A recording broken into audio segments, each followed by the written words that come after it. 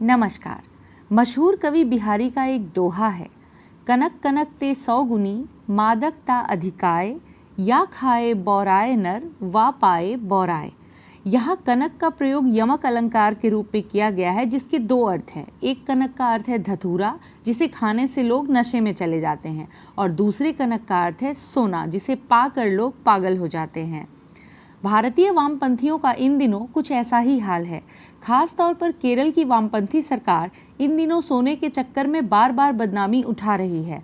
पद्मनाभ स्वामी मंदिर के सोने के खजाने पर केरल के वामपंथियों की लंबे समय से नज़र टिकी थी। वो चक्कर में थे कि किसी तरह मंदिर का मैनेजमेंट उनके पास आ जाए तो मंदिर के आखिरी और 7वें खजाने का दरवाज़ा खोलकर लाखों करोड़ों का सोना हड़प लिया जाए। वैसे भी मंदिर का काफ़ी सोना और बेशकीमती सामान पिछले 10 सालों में लूटा जा चुका है, लेकिन वामपंथियों का सपना अधूरा ही रह गया क्योंकि सुप्रीम कोर्ट ने मंदिर का मैनेजमेंट उन्हें देने से साफ इनकार कर दिया। केरल के मुख्यमंत्री पी विजयन भी सोने के एक और मामले में फंसे हुए हैं। उनकी बेहद करीबी माने जाने वाली स्वप्ना सुरेश को त्रिवेंद्रम एयरपोर्ट पर पिछले दिनों सोने की तस्करी करते हुए गिरफ्तार किया गया था।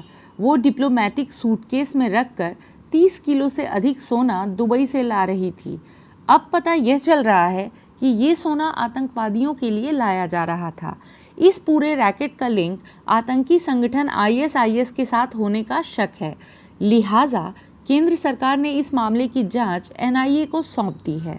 जो शुरुआती खबरें आ रही है उनके मुताबिक स्वप्ना सुरेश का असली नाम मुमताज इस्माइल है और वो मुख्यमंत्री कार्यालय में रहने के दौरान CM पिनराई विजयन की ज़्यादा करीबी हो गई थी और उनका रुतबा पूरी सरकार में कायम हो गया था। कुछ लोग यह कह रहे हैं कि यह मामला पिनराई विजयन और स्वप्ना सुरेश के काफ़ी नज़दीकी संबंधों के कारण जन्मा है। फिलहाल देश में सिर्फ केरल में ही वामपंथी पार्टियों की सरकार बची हुई है। पिछले कुछ साल में उन्होंने केरल को इस्लामी आतंकवादियों का अड्डा बना डाला है। केरल देश में ISIS के लिए आतंकवादी सप्लाई करने वाला सबसे बड़ा राज्य बन चुका है। राज्य में ईसाई मिशनरियों को भी खुली छूट मिली हुई है। दूसरी तरफ हिंदुओं की धार्मिक संस्थाओं पर हमले हो रहे हैं।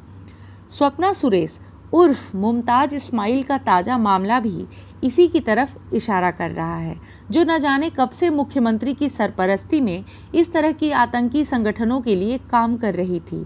अगर वो ये सब कर रही थी तो यह क्यों न माना जाए कि पिनराई विजयन के साथ उसने अपनी नज़दीकी का फ़ायदा उठाया।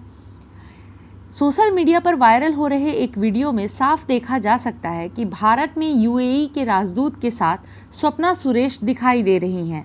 उन्होंने इस्लामी तरीके से हिजाब पहन रखा है।